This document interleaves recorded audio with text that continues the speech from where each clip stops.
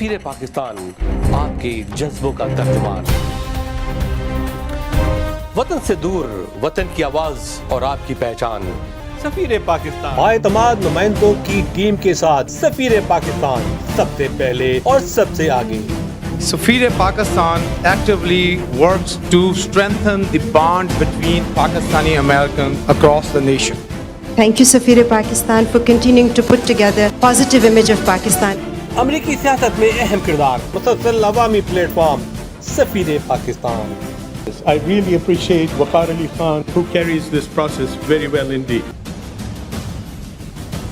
पल पल की खबरें और कम्युनिटी राब्तों के साथ लगातार उभरते हुए और कामयाब व कामरान लोगों की दास्तान आप तक पहुंचाने में सबसे पहले सबसे आगे। Putting up a great program, running an excellent platform for bringing like minds together. Congratulations for putting a great program together, and thank you for connecting so many Pakistanis from all over America to each other. To get everybody together as a community, we have seen that he works really hard.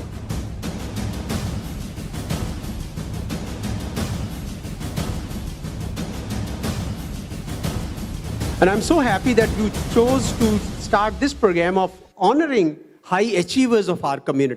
हर जगह, हर पल आपका अपना सफीर पाकिस्तान नजर आता है। बिस्मिल्लाहिर्रहमानिर्रहीम, अस्सलाम वालेकुम नाज़रीन। सबसे पहले तो मैं आपको नए साल की मुबारकबाद पेश करता हूँ अपनी जानिब से, अपने स्टाफ की जानिब से, वो लोग जो मेरा प्रोग्राम देख रहे हैं और जो साल साल से देखते आ रहे हैं। मुझे उम्मीद है कि कोविड-19 की वजह से कुछ मुसीबतें आई, कुछ लोग जुदा हुए, कुछ लोग सेहतियाब भी हुए।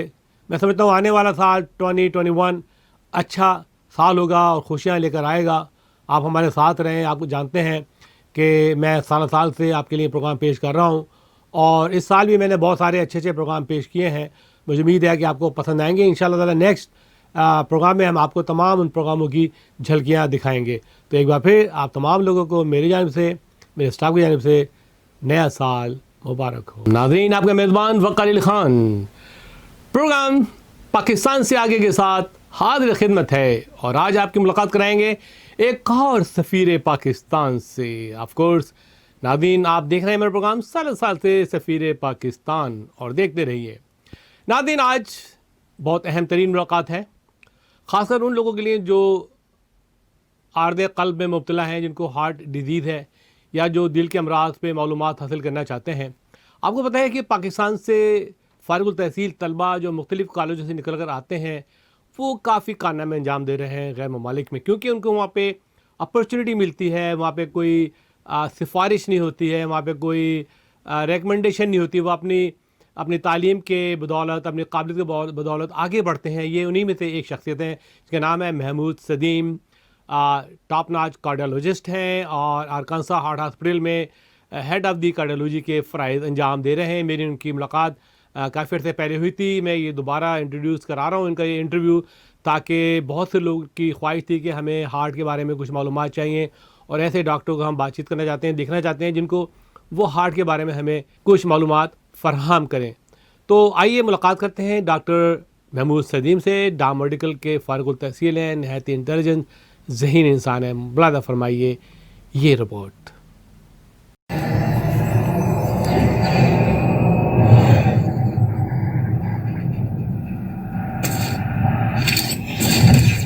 Kaba Fusion is a pharmacist-owned, patient-focused team of professionals with over 30 years' experience providing intravenous medication to pediatric and adult patients in the comfort and safety of their own home.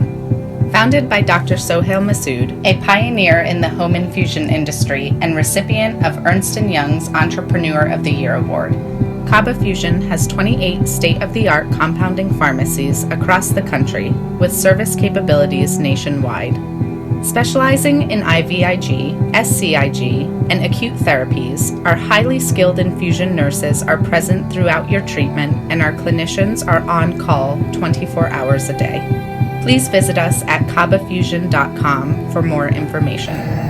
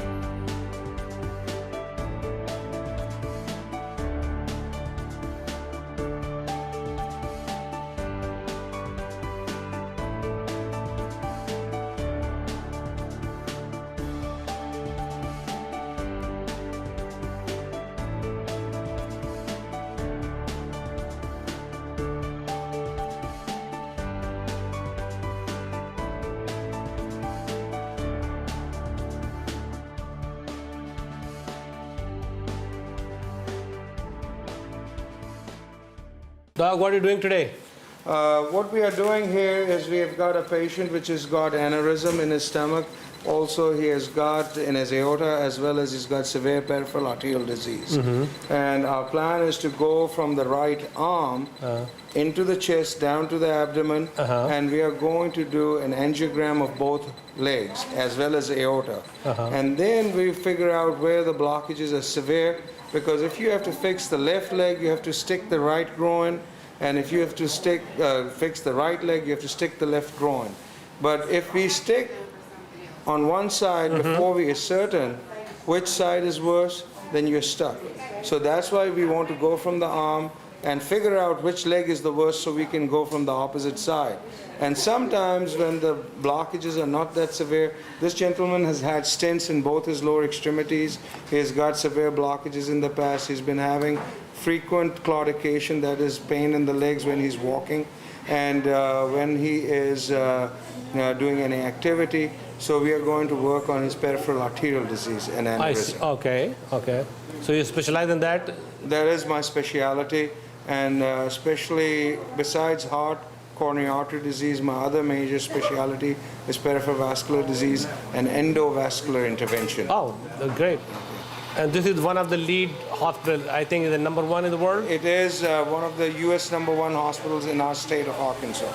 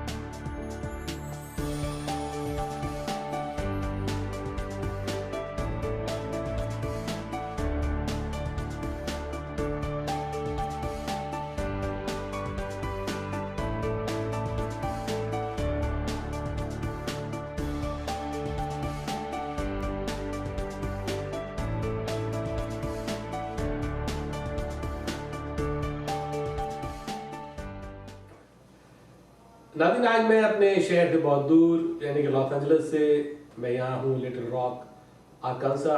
आपको पता है कि बड़ी मशहूर और मारूफ स्टेट है, क्योंकि यहाँ के गवर्नर जनाब बिल क्लिंटन साहब रह चुके हैं, जो हमारे सदर भी रह चुके हैं।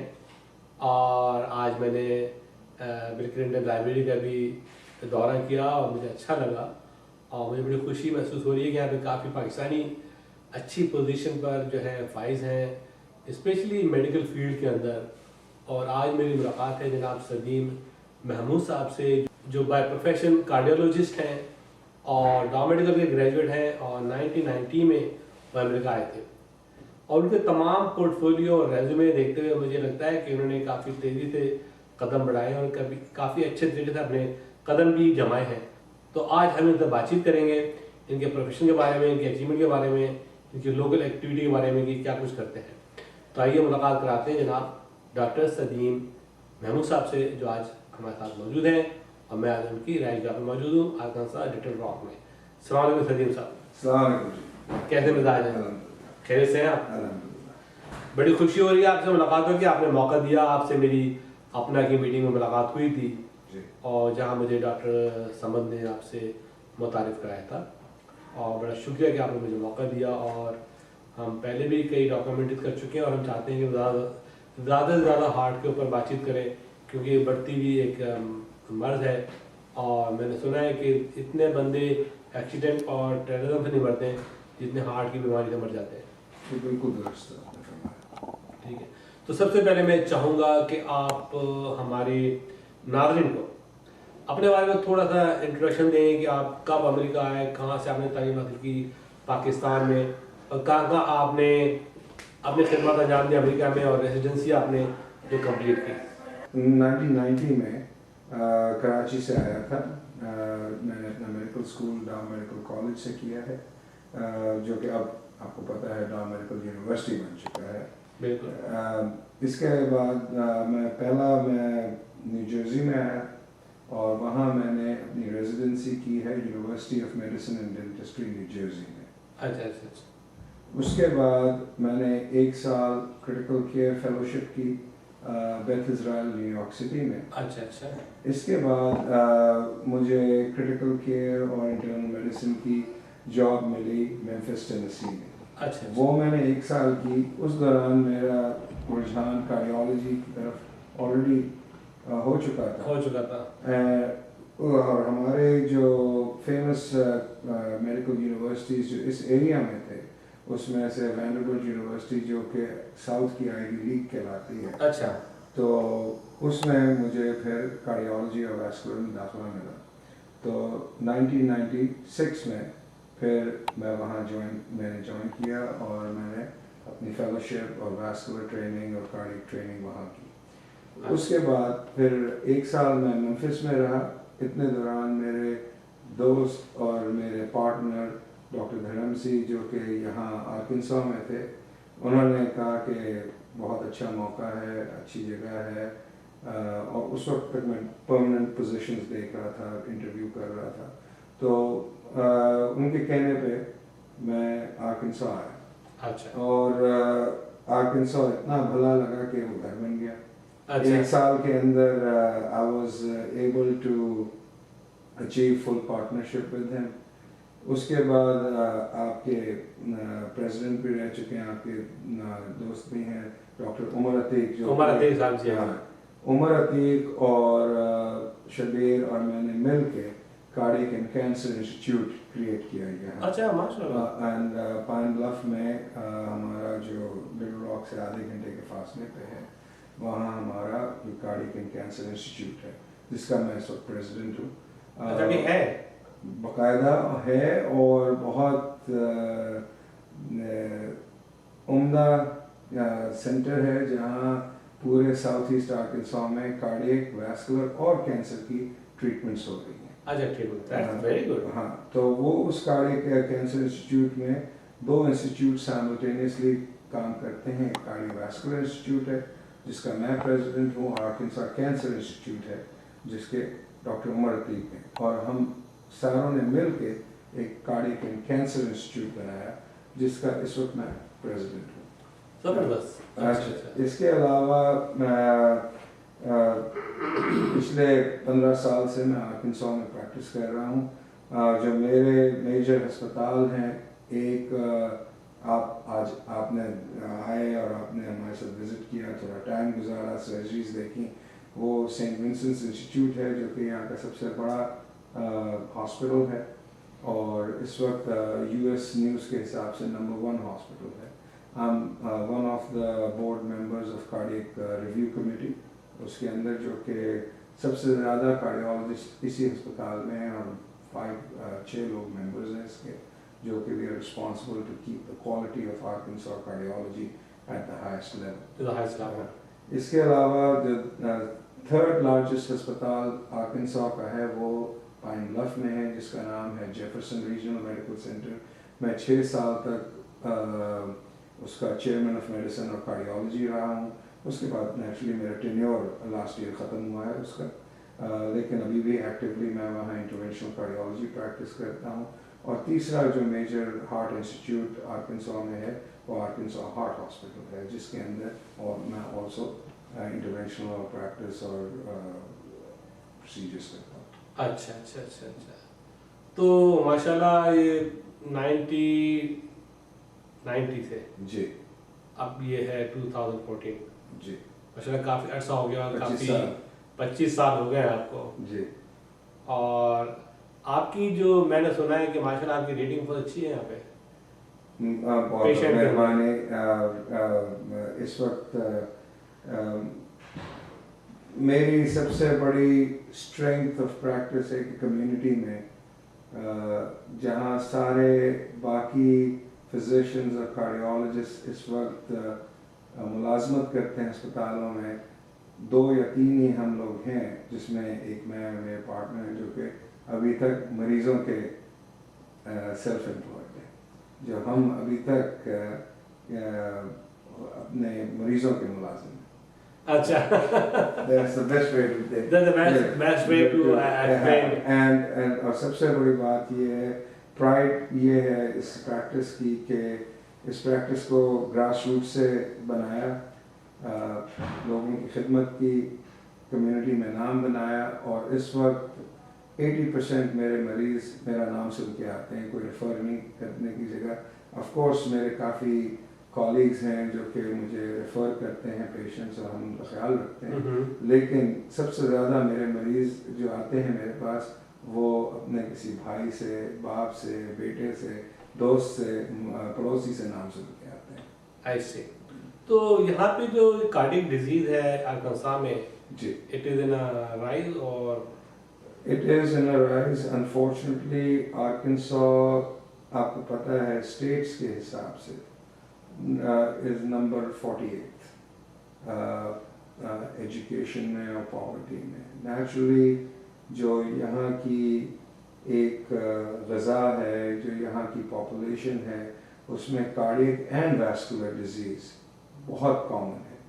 स्पेशली जो हमारे अफ्रीकन अमेरिकन पॉपुलेशन है उसमें डायबिटीज़ और heart disease, stroke, circulation problems बहुत ज़्यादा हैं। इसके अलावा इवन जो स्टैंडर्ड अमेरिकन वाइट पॉपुलेशन है उसमें भी ये डिज़ीज़ बाकी सब स्टेट्स के मुकाबले में ज़्यादा है। कुछ इसका ताल्लुक डाइट से है, कुछ इसका ताल्लुक जेनेटिक्स से है, जो ख़ास तौर पे यहाँ लोग आए, और कुछ सदन डाइट्स और हॉस्पिटैलिटी और माहौल आपको पता है फेमस है। तो इसके अलावा आई थिंक एजुकेशन जो है उसका भी इफ़ेक्ट पड़ता है। जो स्टेट्स जिनमें एजुकेशन ज़्यादा है, जहाँ रियलाइजेशन प्रॉब्लम्स की ज़्यादा है कि ग़िज़ा से और हेल्दी लाइफस्टाइल अगर ना हो तो बीमारियाँ होती हैं, वो एहसास अभी एजुकेशन हमारी पॉपुलेशन में इतनी नहीं है। अच्छा ठीक है, उसकी वजह से ये बीमारियाँ यहाँ ज़्यादा हैं। तो उसके लिए कोई अवेयरनेस, कोई एजुकेशनल सिलसिला शुरू किया आर्कांसा हॉस्पिटल ने या रीजनल हॉस्पिटल? सब अस्पतालों ने रीजनल एजुकेशन किया है। मैं खुद डायरेक्टली इन एजुकेशनल प्रोग्राम्स में बहुत इन्वॉल्व हूँ। इसके अंदर हम डिफरेंट लेवल के ऊपर वर्क करते हैं। कुछ हम लोग जाके लोकल चर्चेज़ में, सेंटर्स में टॉक्स करते हैं, देते हैं, उनको एजुकेट करते हैं। कुछ अपने प्राइमरी केयर फिजिशियंस के हमने लेक्चर प्रोग्राम्स रखे हुए हैं, और इसके अलावा हम जो अदर कार्डियोलॉजिस्ट जो इतनी हाईली स्पेशलाइज्ड टेक्निक्स और प्रोसीजर्स नहीं करते, जनरल कार्डियोलॉजिस्ट हैं, जब भी हम इस तरह की चीज़ें, आपने आज सुना था कि आते हैं लोग हमारे पास ट्रेन होते हैं, ताकि मैं इस वक्त इन्वॉल्व हूँ रेजिडेंसी प्रोग्राम के जो रेजिडेंट्स हैं उनको ट्रेन करने में। अच्छा, इसके अलावा कार्डियोलॉजी के फेलोज जो यूएमएस में हैं वो मेरे साथ वर्क करते हैं आर्कांसा हार्ट हॉस्पिटल में, उनको वेरियस मॉडर्न टेक्निक सिखानी। इसके अलावा नर्सिंग स्कूल के काफ़ी नर्सिंग प्रोग्राम्स हैं, नर्स प्रैक्टिशनर प्रोग्राम्स हैं, पीए प्रोग्राम्स हैं। उन सब के स्टूडेंट्स हमारे साथ रोटेट करते हैं, एजुकेट करते हैं, ताकि एक ना सिर्फ अवेयरनेस बने बल्कि एक हेल्थ केयर की एक जो खला आ गई है, क्योंकि मरीज़ ज़्यादा हो गए हैं, टेक्नोलॉजीज अवेलेबल हैं, लेकिन प्रोवाइडर्स, ऑपरेटर्स बहुत कम हैं। तो उनको बढ़ाने के लिए, उनको एजुकेट करने के लिए, छोटे छोटे यहाँ के गाँव में हेल्थ पहुँचाने के लिए हम लोग डायरेक्टली इन्वॉल्व हैं। एक्सीलेंट। ऐसा माशाल्लाह आप दाव मेडिकल के ग्रेजुएट्स हैं, पाकिस्तान से आपने तालीम हासिल की, तो आप प्राउड तो करते होंगे कि मैं एक थर्ड वर्ल्ड कंट्री से पढ़कर आया जी, और अपने मुकाम बनाया। उसके बारे में क्या ख्याल आपका? आई थिंक ये अपने कंट्री की सबसे बड़ी बात जो पाकिस्तान ने मुझे दी, वो ना सिर्फ तालीम दी बल्कि एक बहुत सस्ती कीमत पे बहुत उम्दा तालीम दी। इसके अलावा उसने मुझे एक कैरेक्टर मेरा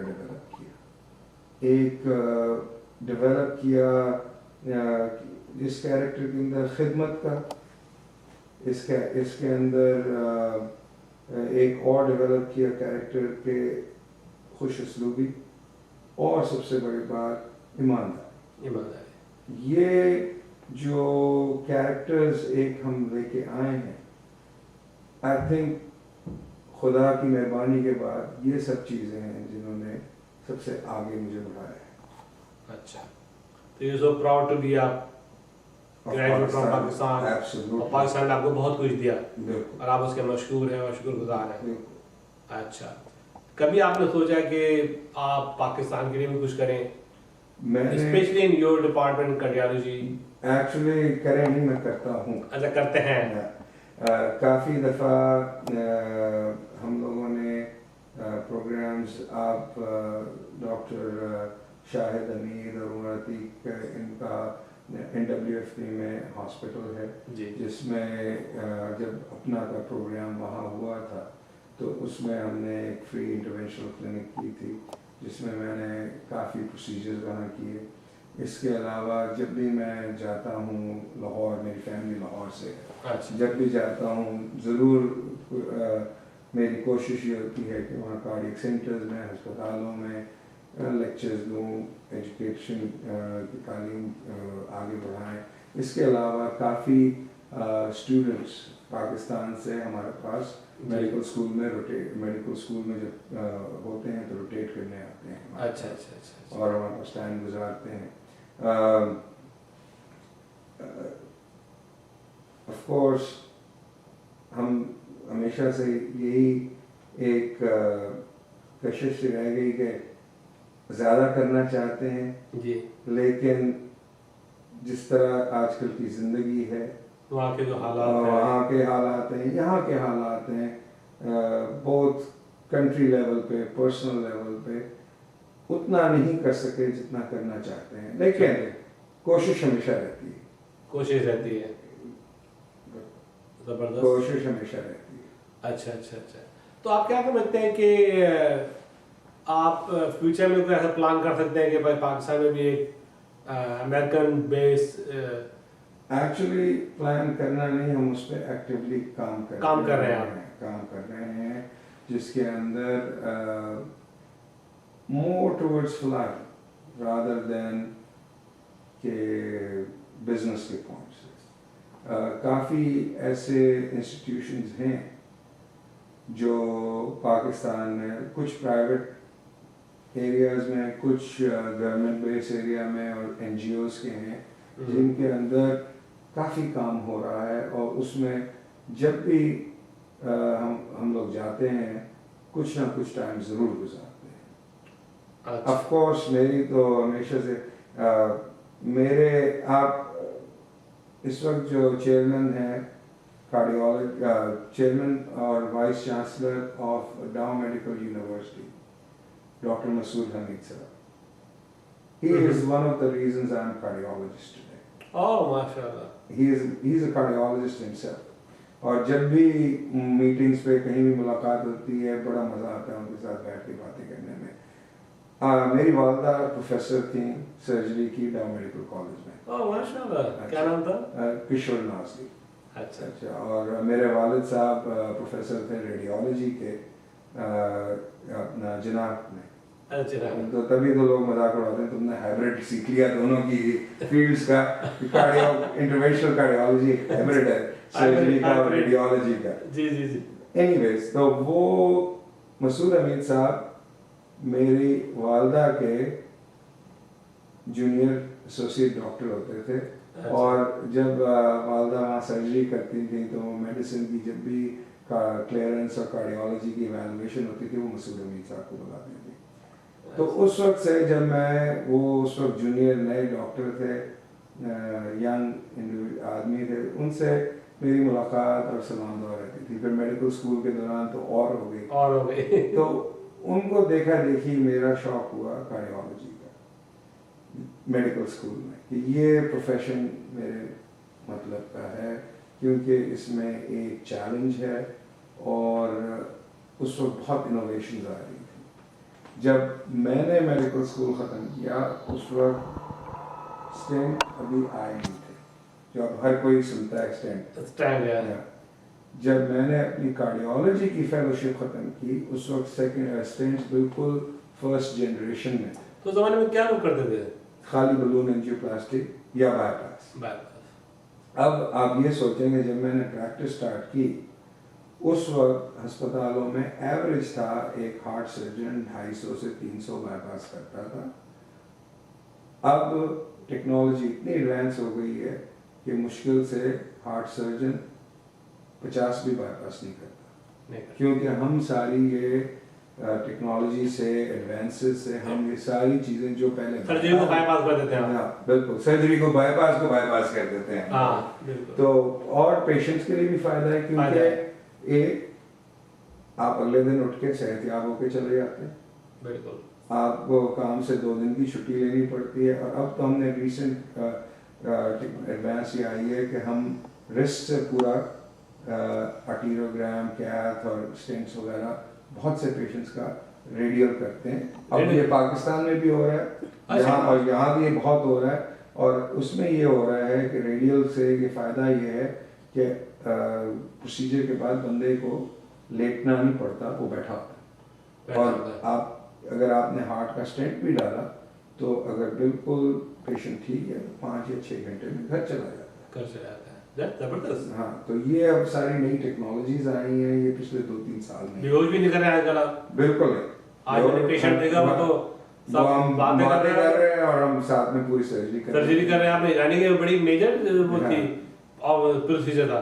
हाँ, वो एब्डोमिनल एओर्टिक एनोरिज्म का प्रोसीजर था और उसमें पेरिफेरल इंटरवेंशन थी जिसमें हमने रोटाब्लेटर किया, उसका लेज़र की, टांग का स्टेंट बंद हो रहा था, उसकी हमने लेज़र की, उसको खोला और फिर उसके ऊपर special drug coated balloon use किया ताकि वो स्टेंट बंद ना हो। तो वो सारा आज हमने किया। हाँ वो अच्छा, यानी कि वेरी सरप्राइज। हाँ, तो फिर ये जो एनेस्थीसियोलॉजिस्ट है इनका क्या होगा? एनेस्थीसिया का अपना एक रोल है, उसका अपना रोल है। बहुत सारी आपको पता है सर्जरी सारी एनेस्थीसिया से होती है। हमारी फील्ड में एनेस्थीसिया का रोल बहुत कम हो गया है क्योंकि हम ज़्यादातर प्रोसीजर्स लोकल में आराम से कर सकते हैं। अच्छा। हमारे फील्ड में और दूसरी टेक्नोलॉजी आई है। आप एनेस्थीसियोलॉजिस्ट की बात करते हैं, बेचारे CV सर्जन्स परेशान हुए हैं। हार्ट सर्जन्स के तुम लोगों ने सबको स्टेंट लगा के खड़ा कर देते हो, हमारी बाईपासेस खत्म हो गए। they want to learn about vascular। अच्छा, और वैस्कुलर के अंदर वैस्कुलर सर्जन्स जो हैं वो ज़्यादा पहले बाईपास कर देते थे, लेकिन अब 90% हम उनके बाईपासेस को वैसे ही हम आर्टरीज को रिकंस्ट्रक्ट कर देते हैं। रिकंस्ट्रक्ट कर देते हैं, जो आर्टरियाँ बंद होती हैं उनको बाईपास करने की जगह रिकंस्ट्रक्ट हो जाती हैं। बाज़ दफ़ा तो ऐसा होता है कि मेरे पास मेरे वैस्कुलर सर्जरी कॉलीग्स मुझे खुद वो पेशेंट्स भेजते हैं जिनके बाईपासेस फेल हो चुके हैं। अच्छा। और हम उनकी ओरिजिनल आर्टरी जिसके लिए बाईपास हुआ था उसको रिकंस्ट्रक्ट कर देते हैं। अच्छा, वो कैसे करते हैं आप? उसके काफ़ी डिवाइसेस हैं। उसके अंदर सबसे मेन चीज़ तो ये होती है कि पहले तो आप एक बंद आर्टरी के अंदर आप एक कॉरिडोर बनाते हैं। कॉरिडोर बनाए। अच्छा, फिर उस कॉरिडोर के ऊपर हम डिफरेंट और क्लीनिंग डिवाइसेस हैं, रोटाब्लेटर है, एथेरेक्टमी है, लेज़र है, जिससे फिर हम उसको आप समझें एक सुरंग है। आपने एक माउंटेन की चट्टान के अंदर सुरंग बनानी है, तो पहले तो आपने उसमें से एक टाइनी लेज़र जितनी फाइन आपने एक लाइन गुजारनी। जब आप एक एंड से दूसरे एंड पे पहुंच जाते हैं फिर आपने उसको क्लीन करना शुरू करना होता है अंदर से बाहर, ताकि एक अच्छी सुरंग बन जाए। और जब एक बार सुरंग बन जाती है और हम देखते हैं कहीं कोलैप्स नहीं हो रही तो ठीक है, लेकिन अगर कोलैप्स होती है तो जिस तरह इंसान स्कैफोल्ड्स नहीं लगा देता तो हम उसका स्टेंट्स यूज़ करते हैं उसको कम्प्लीटली ओपन रखने के लिए। इसके अलावा जो सर्जरीज में बाईपास जितने भी वैस्कुलर के बाईपास होते हैं अप टू नी या नी से थोड़ी नीचे तक जा सकते हैं, लेकिन जो आर्टरियाँ नी से फुट तक ब्लॉक्ड हैं बाईपास सर्जन उसका कुछ नहीं कर सकते। हम उसको भी रिकंस्ट्रक्ट करते हैं। हमने पिछले 2 साल के अंदर इस टेक्नोलॉजी पे इतना काम किया है और इस कंट्री में सब बहुत फ्यू लोग हैं जो कि इसमें एक्सपर्ट हो चुके हैं और वो जितनी भी नई डिवाइसेस आती हैं उनको यूज़ करने के काबिल हैं। I am one of them. और उसकी वजह से ये है कि जो और बाकी interventional cardiologist, vascular surgeons and interventional radiologist हमारे पास आके ट्रेन होते हैं how to use those devices, क्योंकि amputation it's a death sentence. अगर इंसान की एम्पुटेशन दोनों लेग्स की खुदा न खास्ता हो जाए तो उसकी 90% मोर्टेलिटी, मौत 2 साल में हो जाती है। जब तक आपकी टांगे हैं आप चलते रहते हैं, और जब तक आप चलते रहते हैं बाकी बीमारियां आपसे दूर रहती हैं। बिल्कुल। तो वो टांगों को जो इतनी एम्पुटेशंस होती थी हमने उसको ऑलमोस्ट 70% रिड्यूस कर दिया। 70%? गुड। तो ये बट अभी भी ओवरऑल कंट्री में इतना रिड्यूस नहीं हुआ। और मैं यूनाइटेड स्टेट्स की बात कर रहा हूँ जो सिर्फ मेडिकली सबसे एडवांस है। अभी तो पाकिस्तान में ये चीज़ पहुंची नहीं है, अफसोस की बात है। हाँ, और दूसरी बात ये ख़ास तौर पे वैस्कुलर, पेरिफेरल वैस्कुलर, पाकिस्तान क्या जो कि कंट्रीज, मिडिल ईस्ट की कुछ countries like Dubai, Abu Dhabi, जिनमें एडवांस्ड हॉस्पिटल्स अमेरिकन बेस्ड पहुंच चुके हैं, लेकिन उधर भी नहीं ये टेक्नोलॉजी पहुंची, और यूरोप के अंदर भी ये कम है। तो यूरोप से भी लोग आते हैं हमारे पास ट्रेन होने। अब तो हमने वाल्व्स को, जिसकी हमेशा ओपन हार्ट सर्जरी होती थी, एओर्टिक वाल्व, उसको भी हम ग्रॉइन से जाके रिप्लेस कर सकते हैं।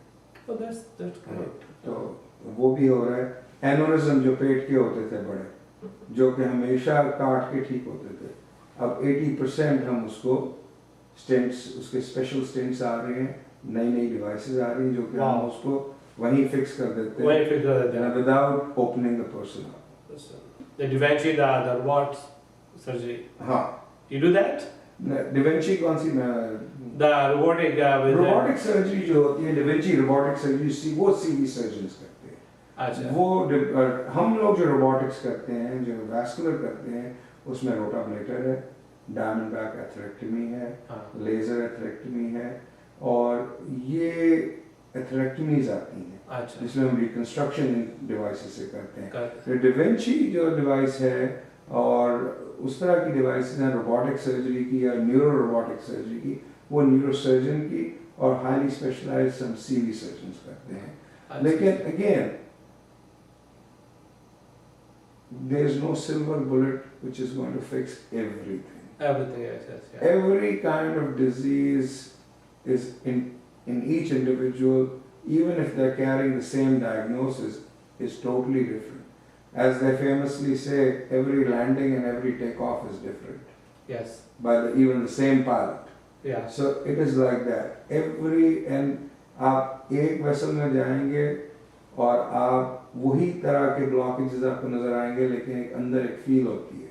उसके लिए आप एक इंस्ट्रूमेंट यूज करेंगे क्लीन करने के लिए, दूसरे के अंदर टोटली दूसरा यूज करेंगे, डिपेंडिंग ऑन हर एक इंसान की अंदर की पैथोलॉजी। जिस तरह इंसान की शक्ल डिफरेंट है, अंदर की बॉडी भी डिफरेंट होती है। तो उसी हिसाब से आप उनको ठीक करते हैं, उसी हिसाब से आप उन पर वर्क करते हैं। किडनी के ब्लॉकेजेस आ जाते हैं, हाई ब्लड प्रेशर हो जाता है, उसको भी हम स्टेंट कर लेते हैं। और इसके अलावा अब कुछ नई टेक्नोलॉजीज भी एक्सपेरिमेंटल हैं, भी मौजूद नहीं है, लेकिन उसमें ये है कि हाई ब्लड प्रेशर को भी लेज़र ट्रीटमेंट से ठीक करने का किडनी के ऊपर आया है। अच्छा, दैट्स वेरी गुड। हाँ, लेकिन अभी वो एक्सपेरिमेंटल। ऐसा क्या मौके से फ़ायदा उठाते हुए आपसे भी बातचीत करूँगा कि स्पेशली हमारे अमेरिकन एशियन के अंदर हार्ट की बढ़ती हुई जो है बीमारियाँ हैं, और उसके लिए आप क्या आज हमारे नाज़रीन को मशवरा देना चाहेंगे कि किस तरह से वो, जिसमें डायबिटिक भी हैं, ब्लड प्रेशर वाले भी हैं, मोटापे वाले भी हैं, और जो ख़ानदानी जिनको मवारसी बीमारी हार्ट की है, वो भी उनके लिए क्या आप एडवाइस देना चाहेंगे आज? सबसे पहली एडवाइस तो मेरी ये ज़रूर होगी कि आप अपने प्राइमरी केयर फिजिशियन के पास जाके अपना कोलेस्ट्रॉल चेक करें।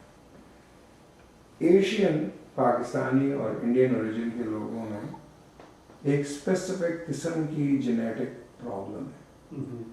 कोलेस्ट्रॉल बढ़ा हुआ होना एक चीज़ है, लेकिन होता ये है कि कोलेस्ट्रॉल के भी आगे सब कैटेगरीज होती हैं। उसमें एक कैटेगरी लेमन टर्म में एक बैड कोलेस्ट्रॉल होती है और एक गुड कोलेस्ट्रॉल होती है। जी। बैड कोलेस्ट्रॉल वो होती है जो कि जाके आपकी नसों में, आर्टरीज में जम जाती है, जो कि ब्लॉकेजेस बनाती है। और गुड कोलेस्ट्रॉल आप समझ रहे हैं, कोलेस्ट्रॉल की पुलिसमैन है जिसका रिस्पॉन्सिबिलिटी है कि उनको आर्टरीज को सफा करे। लेकिन एशियंस और पाकिस्तानीज में और इंडियन ओरिजिन के लोगों में वो गुड कोलेस्ट्रॉल बहुत कम होती है। अच्छा। जबकि वाइट अमेरिकन और African American, specially diabetic African American में बैड कोलेस्ट्रॉल ज़्यादा होती है, गुड कोलेस्ट्रॉल इतनी कम नहीं होती। हमारी बैड कोलेस्ट्रॉल इतनी हाई, कुछ लोगों की हाई होती है, लेकिन अगर किसी की इतनी हाई ना भी हो, लेकिन हमने देखा है, और वो बड़े स्लिम स्मार्ट एक्सरसाइज करते हुए लोग हैं, उनके अंदर भी ये हार्ट की डिजीज आती है बहुत ज़्यादा, और वैस्कुलर प्रॉब्लम आती है क्योंकि उनमें गुड कोलेस्ट्रॉल कम होती है। अच्छा। तो ये एक फर्स्ट चीज़ तो मैं ज़रूर कहूँगा कि स्पेशली जो भी मर्द 35 या 40 उम्र से ज़्यादा है, उन सबको जाके एक तो जाहिर बात है वज़न कम करना, रेगुलर एक्सरसाइज करना, स्मोक ना करना, ये सारी चीज़ें हमने अब 100% प्रूव हो चुकी हैं, डायरेक्टली आर्टरीज को डैमेज करती है, डायरेक्टली डैमेज करती है। इसमें अब कोई शक की गुंजाइश नहीं। तो ये जो स्मोकिंग आपके बिल्कुल हाथ में, आप उसको अवॉइड कर सकते हैं। आप अपने जीन्स को चेंज नहीं कर सकते, आप अपने सेक्स को चेंज नहीं कर सकते। हाँ, वो सेक्स चेंजिंग मतलब आपकी जो इंटरनल आर्टरीज वगैरह नहीं कर सकते। तो वो चीज़ें जो हैं उनकी हमें सिर्फ we have to be astute, जिसको कहते हैं, अबाउट द सिचुएशन, और अगर हमें नज़र आ रही है तो कर्ब इट इन द बड। जहाँ आपकी गुड कोलेस्ट्रॉल कम है उसको आप इम्प्रूव करते हैं एक्सरसाइज से, कुछ मेडिसिन हैं, वाइटामिन हैं, नायासिन वगैरह, उससे आप गुड कोलेस्ट्रॉल को बढ़ा सकते हैं। एक्सरसाइज सबसे बेस्ट चीज़ होती है उसमें, जो कि बाकायदा बढ़ाती है। तो दूसरी चीज़ जो हमारे एशिया में बहुत कॉमन है पाकिस्तान में, डायबिटीज़ और उसकी कॉम्प्लिकेशन है।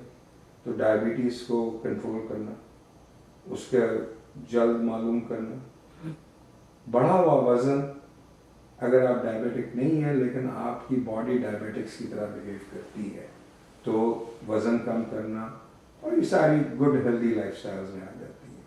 और इसके अलावा पीरियोडिकली रेगुलरली अपने प्राइमरी केयर के पास जाके आप चेक करें।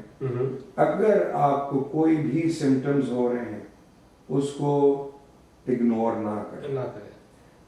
काफ़ी लोग कहते हैं कि जी मुझे कुछ नहीं, जिस बदहज़मी सी हो रही है। आधे से ज़्यादा लोग जो कि ER में हार्ट अटैक के साथ आते हैं, वो इसलिए आते हैं क्योंकि उनको बाकायदा अपने सिम्टम्स को उन्होंने इग्नोर किया होता है। वो समझते हैं कि जी बदहज़मी हो रही है, थोड़ी हमारी उम्र ज़्यादा हो गई इसलिए हम स्लो हो गए हैं, मैं एक्सरसाइज नहीं किया करता था तो मेरी सांस फूलती है अब। तो ये सारे एक्चुअली हार्ट डिजीज़ के सिम्टम्स हैं। इसी तरह वैस्कुलर डिजीज़ में अगर कहते हैं पहले कि जी चलते थे, तो अब पहले चलते थे कुछ नहीं होता था, पिंडलियों में थोड़ा दर्द होता है, शायद मैं एक्सरसाइज नहीं करता, लेकिन ये वैस्कुलर डिजीज़ के सिम्टम्स हैं। अच्छा, दो तरह की वैस्कुलर डिजीज़ हैं। एक तो हमने आज देखी आर्टीरियल प्रॉब्लम, एनोरिज्म्स हो गए, ब्लॉकेजेस हो गए। दूसरी वेन की प्रॉब्लम। वेन वो आपकी नस है जो कि गंदा खून आपकी टांगों से निकालती है, आर्टरीज को फ्रेश खून लेके जाती है। तो अगर काफ़ी अरसे तक इंसान कंक्रीट पे खड़ा रह के काम करे, और कुछ जेनेटिक्स होते हैं, कुछ हाई ब्लड प्रेशर और किडनी प्रॉब्लम से भी वेन्स भी ख़राब हो जाती हैं, उनकी वजह से भी सर्कुलेशन काफ़ी मुतासर होती है। और वो अब इतना आसान हो गया है ट्रीट करना हम उसको ऑफिस में वेन्स को लेजर से ठीक कर देते हैं। अच्छा, ऑफिस में बकायदा अब ऑफिस बेस्ड प्रोसीजर तो होगा। How do you find out about that your when is not working और बैड? Very good question. सबसे बड़ी बात तो आप पेशेंट आपको बोलेगा आके कि जी मेरे टांगों में वर्म आ जाते हैं, सूज जाती है। मैं सारा दिन काम करने के बाद जब मैं रात को जाता हूँ तो मेरे मोज़ों में लाइन बनाई हुई होती है, मेरे एंकल्स सूजे हुए होते हैं। तो ये एक क्लासिकल वेन का सिम्टम है। दूसरा सिम्टम ये है कि जब मैं रात को, दिन में चलते हुए कुछ नहीं होता, लेकिन जब मैं रात को लेटता हूँ तो मेरी टांगों में बड़ी क्रैम्पिंग होती है और मेरी टांगें बड़ी रेस्टलेस होती हैं, या मेरी टांगें बहुत ठंडी हो जाती हैं। और मुझे चाहे मैं मोज़े भी पहनूँ, रज़ाइयाँ भी लूँ, लेकिन गर्म नहीं होती। तो ये सारे साइंस वेन के प्रॉब्लम के हैं। उसको चेक करना बड़ा आसान है। एक सिंपल अल्ट्रासाउंड आपको दिखा देता है कि वेन आपकी ख़राब है या ठीक है, और अगर ख़राब है तो उसकी डिग्री क्या है ख़राबी की। अगर माइल्ड टू मॉडरेट है तो उसको आप उनको बोलते हैं कि आप कंप्रेशन स्टॉकिंग्स कहते हैं हम लोग, वो बड़े जो स्टॉकिंग्स होते हैं जो प्रेशर देती हैं वो हम यूज़ करते हैं। लेकिन अगर ज़्यादा ख़राब हो जाए, हाई डिग्री होती है, तो फिर उसको लेज़र से हम ट्रीट कर देते हैं। अच्छा, दैट्स वेरी गुड। हाँ, और लेज़र से एक दफ़ा आप एक वेन को लेज़र से ट्रीट करें तो सारी ज़िंदगी के लिए ठीक हो जाती है आपको। हाँ, आपकी टांगों में काफ़ी वेन्स होती हैं, इसलिए यूजुअली मैंने अपने प्रैक्टिस में इस वक्त मैं कोई ओवर 6000 वेन्स ट्रीट कर चुका हूँ। अच्छा, माशाल्लाह, that's a very new thing for me. तो उसमें मैंने देखा है कि 80% लोगों को एक ट्रीटमेंट अगर आप सही तरह से करें तो एक से ज़्यादा ट्रीटमेंट नहीं चाहिए होती। उसके बाद 90% उनकी टांगें ठीक रहती हैं। बहुत बाकी 20-30% को 2 मैक्सिमम 3 ट्रीटमेंट्स चाहिए होती हैं। ख़ास तौर पे जिन लोगों को जो अल्सर हो जाते हैं टांगों में, सूजी हुई टांगों में अल्सर हो जाते हैं, उनको ज़रा ज़्यादा ट्रीटमेंट्स चाहिए होती हैं to kill all the bad veins. Bad vein. Excellent, sir. Thank you very much. शुक्रिया For your time. Thank you. Yeah. Thank you.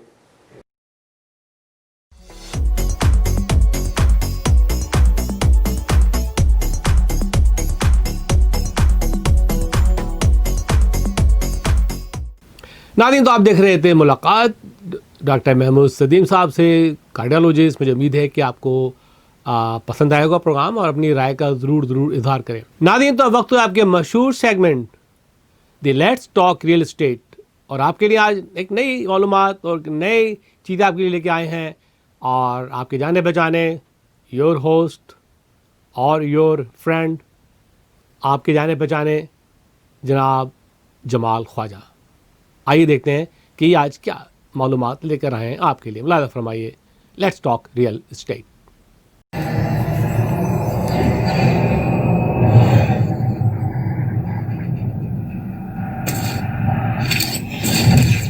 Kaba Fusion is a pharmacist-owned, patient-focused team of professionals with over 30 years' experience providing intravenous medication to pediatric and adult patients in the comfort and safety of their own home.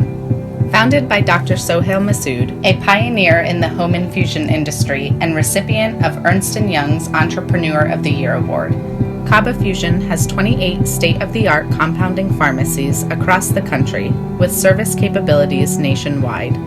Specializing in IVIG, SCIG, and acute therapies, our highly skilled infusion nurses are present throughout your treatment, and our clinicians are on call 24 hours a day. Please visit us at kabafusion.com for more information.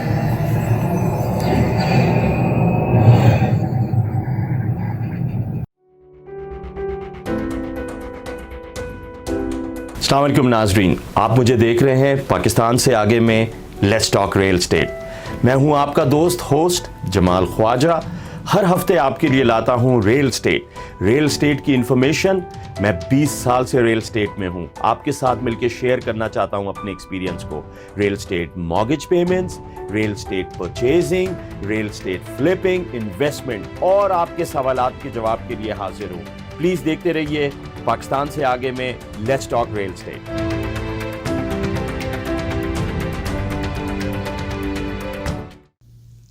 अस्सलाम वालेकुम नाजरीन, आपका दोस्त और host Jamal Khwaja हाजिर है एक नए एपिसोड के साथ। Let's talk real estate.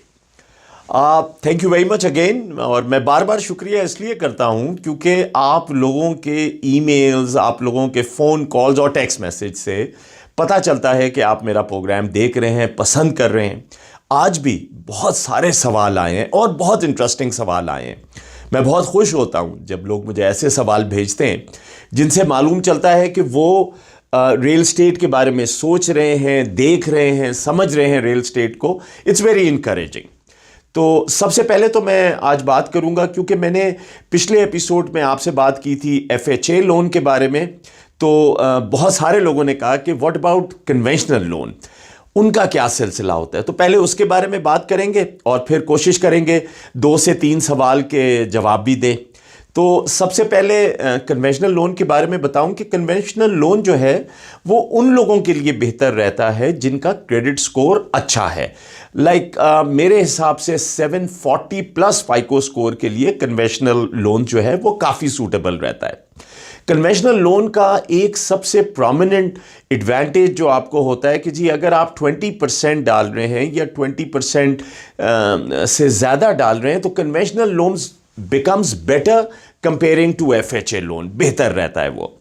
और हमारे पास एक स्पेशल प्रोडक्ट भी है जो आई वांट टू डिस्कस कि SJF के realty and loan depot Inc हम आपको देते हैं एक लोन कन्वेंशनल में, जो कि आपका क्रेडिट स्कोर बहुत अच्छा होना चाहिए 760 के करीब, जिसमें मॉर्गेज इंश्योरेंस जो है वो JFK या लेंडर पे करता है। आप अपने जहन में ये रखिएगा कि लेंडर पेड मॉर्गेज इंश्योरेंस है, तो उसकी वजह से डेफिनेटली कहीं ना कहीं तो उसे कंपनसेट करना पड़ता है, तो वो थोड़ा सा इंटरेस्ट रेट बढ़ा देते हैं।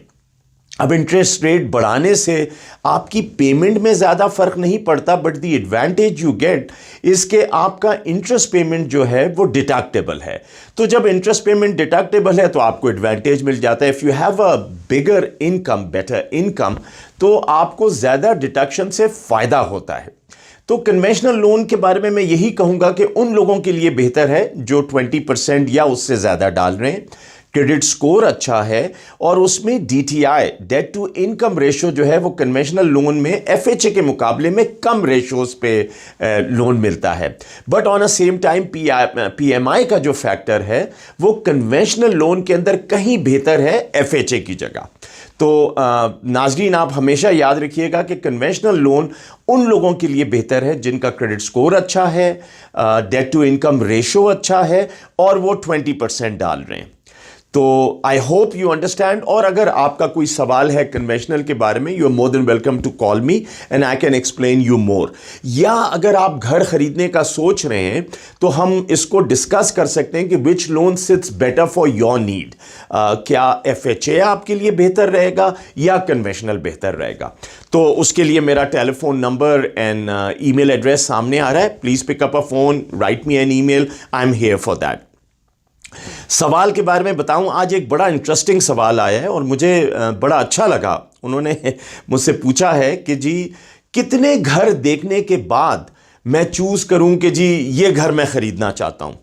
तो देखिए, सबसे ज़रूरी चीज़ ये है कि आप अपनी विश लिस्ट बना लें और आप उसमें लिख लें कि जी मुझे घर के अंदर बिसाइड्स द पेमेंट, एक तो पेमेंट बहुत बड़ा फैक्टर है, लेकिन पेमेंट के अलावा भी मुझे ये चीज़ें चाहिए। जैसे बहुत सारे लोग हैं जिनके घर में उनके बुजुर्ग थोड़े से एज्ड हो गए, तो वो चाहते हैं कि जी एक कमरा जो है वो नीचे वाले फ्लोर पे हो। अगर 2 स्टोरी मकान भी है मेरा, लेकिन एक कमरा जो है वो नीचे ज़रूरी होना चाहिए। या इवन गेस्ट के लिए भी कि जी मेरा अगर गेस्ट आए तो वो मेरे पूरे घर से मेरे पूरे घर में ना घूम रहा हो, लेकिन एक कमरा अलग से हो घर में, और ज़्यादातर अगर वो ग्राउंड फ्लोर पे हो तो बेहतर रहता है। तो आप पहले काम करेंगे अपनी विश लिस्ट के ऊपर कि जी मैं कहाँ पे घर लूँ, कौन सा इलाका मेरे लिए बेहतर है, मेरे बच्चों के स्कूलिंग के लिए, या मेरी वाइफ कहाँ काम करती है या मैं कहाँ काम करता हूँ। तो ज़रूरी चीज़ ये नहीं है कि आप कितने घर देखें, ज़रूरी चीज़ ये है कि जी आपको क्या चाहिए। ये तो 101% बात पक्की है कि जी एग्जैक्ट जो आपके जहन में आता है वो घर तो मिल नहीं सकता, लेकिन यह है कि कुछ कॉम्प्रोमाइज़ कर लेते हैं। बहुत ज़्यादा कॉम्प्रोमाइज़ भी करना अच्छा नहीं है, क्योंकि एक इतनी बड़ी पेमेंट की रिस्पॉन्सिबिलिटी आप ले रहे हैं। ये घर है जिसमें आप 4 से 5 साल रहेंगे या मे बी मोर, तो आप बहुत सारी चीज़ों में कॉम्प्रोमाइज़ नहीं कर सकते, बट मिनिमम जैसे एक कमरा हो गया या लॉट साइज़ हो गया या कभी कभी थोड़ी सी लोकेशन भी हो गई, लेकिन इससे ज़्यादा का मैं मशवरा नहीं दूंगा कि जी इससे ज़्यादा कॉम्प्रोमाइज़ ना कीजिए। तो आप घर देखने से पहले अपनी विश लिस्ट अपने स्पाउस के साथ, बच्चों के साथ बैठ के अपनी विश लिस्ट बनाएं और उसके बाद घर देखने जाएं। तो जब आपको रियल्टर घर दिखाए या आप मेरे साथ अगर घर देख रहे हैं, तो आप उसको कंपेयर करें कि जी इस घर में क्या वो चीज़ें हैं जो मैं देख रहा था, जो मैं चाह रहा था। That's very important. दूसरा सवाल बहुत अच्छा सवाल है। उन्होंने कहा जी जब मैं ऑफ़र लिखता हूं तो मैं कंटिजेंसीज के बारे में क्या डिस्कस करूं अपने रियल्टर के साथ। डेफिनेटली सवाल बहुत अच्छा है कि जी कंटिजेंसीज जो हैं वो आपका रियल्टर ही लिखता है। जैसे आप जानते ही हैं 3 कंटिजेंसी जो बहुत इंपॉर्टेंट कंटिजेंसीज होती हैं। Number 1 home inspection, number 2 appraisal contingency and number 3 loan contingency. लेकिन जाहिर बात है क्योंकि आप भी इस कॉन्ट्रैक्ट के लिखने में रिस्पॉन्सिबिलिटी आपकी है, तो मैं ज़्यादातर देखता हूं जो हालात आजकल चल रहे हैं, क्योंकि लेंडर भी बहुत बिजी हैं आजकल, तो कम से कम 10 डेज जो हैं वो होम इंस्पेक्शन की कंटिजेंसी होनी चाहिए। 1 से 2 दिन लगते हैं एस्क्रो खुलने के बाद आपको होम इंस्पेक्टर को ढूंढने के लिए, और उसे भी 1 दिन चाहिए, 2 दिन चाहिए आपके साथ टाइम मैच करने के लिए कि आप भी अवेलेबल हो। दूसरी बात ये भी जहन में रखिएगा कि आप भी अवेलेबल हों, आप भी, दिस इज़ द टाइम जब आप घर को अच्छी तरह जाके देखते हैं, महसूस करते हैं उसमें जो भी है, कितने दूर है, कितने करीब है, ग्रोसरी स्टोर कहाँ है, स्कूल कहाँ, ये सारी चीज़ें आपने उस वक्त ही वैल्यूएट करनी है जब आप होम इंस्पेक्शन पे हैं। पड़ोसी कौन है, साथ में कौन है, कोई ऐसी गैर चीज़ तो नहीं है जो इसमें आप कंफर्टेबल नहीं है, तो दिस इज़ योर टाइम। तो मैं समझता हूं कि 10 डेज होम इंस्पेक्शन के लिए is a good number of days. Second contingency of course appraisal. Appraisal contingency जो है ये आप अपने डेफिनेटली लोन ऑफिसर से, अगर मैं आपका लोन ऑफिसर हूं तो जब भी ये कॉन्ट्रैक्ट लिखा जा रहा है आप मुझसे डिस्कस करेंगे कि Jamal how much time do we really need for the appraisal. यहाँ ये भी बताता चलूँ कि फॉर एडिशनल कॉस्ट आप $150 एडिशनल दे के अपनी अप्रेजल को भी एडवांस करा सकते हैं। अगर फ़र्ज़ कीजिए आपका लेंडर 3 से 4 दिन ले रहा है अप्रेजल के लिए, तो आप एक्स्ट्रा फीस पे करके अप्रेजल को उसे जल्दी भी करा सकते हैं। Typically, I feel 17 days of loan appraisal contingency is a good number of days. Again, I'll repeat it. 17 days would be a good number of days to get the appraisal contingency. And most important, yes, of course, loan. तो ज़रूर ये बात आपका realtor भी आपके loan officer से बात करेगा, लेकिन आप भी बात कर सकते हैं और कोशिश कीजिए कि कम से कम 21 डेज, अगेन रिपीट करता हूं, 21 डेज जो हों वो आपके लोन कंटिजेंसी रिमूवल के लिए होने चाहिए। आई थिंक इन तीनों कंटिजेंसीज में अगर आप यही 10, 17 और 21 डेज रखें तो मेरे हिसाब से you are in very good position, very solid position. Hopefully within this time your loan can be completely assessed and you should have CTC which is clear to close by that time. I hope you like this episode. और मैं और भी बहुत सारे सवाल हैं, लेकिन obviously time is limited, तो उसके लिए मैं चाहता हूं कि आज यही 3 सवालों पे बात करें। फिर रिपीट करता हूं कि जी अगर आपने अभी तक घर नहीं लिया और ख़ास तौर पे अपना प्राइमरी घर नहीं लिया, तो प्लीज़ कांटेक्ट कीजिए for your investment properties, your primary residence और any other need of real estate and loans. Please contact us. My email address and telephone number is here. और keep on watching let's talk real estate.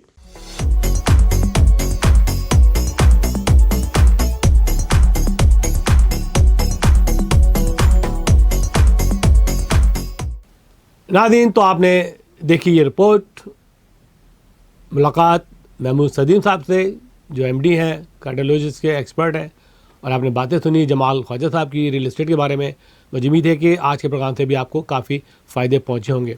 इसके साथ ही आपका मेज़बान वकील ख़ान आपसे इजाज़त चाहेगा। अल्लाह हाफ़िज़। पाकिस्तान पाइंदाबाद।